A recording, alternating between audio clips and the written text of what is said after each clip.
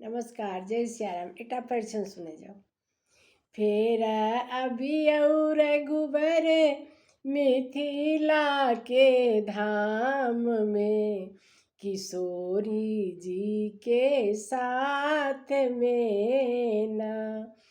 फेर अभी और गुबर मिथिला के धाम में किशोरी जी के साथ में ना।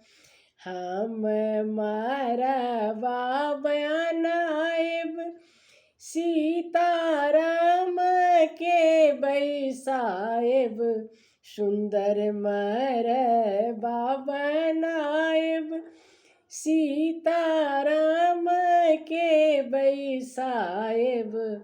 हम आरती उतारब सीताराम के किशोरी जी के साथ में ना।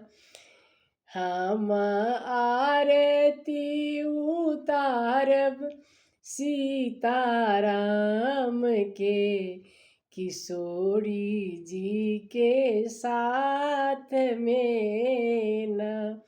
हम कोहबर बनाएब हीरा रतन जराएब, सुंदर कोहबर बनाएब हीरा रतन जराएब।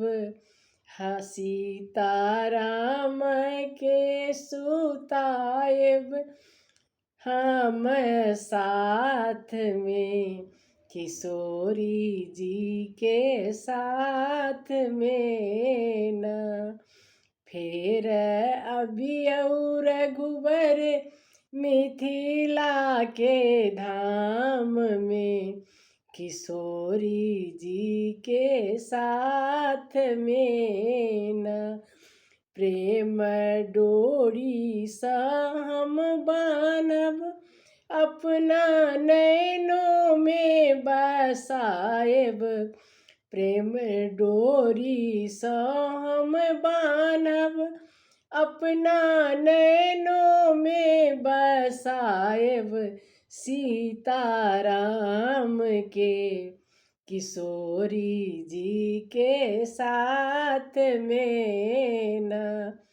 फेर अभी और गुबर मिथिला के धाम में किशोरी जी के साथ में ना।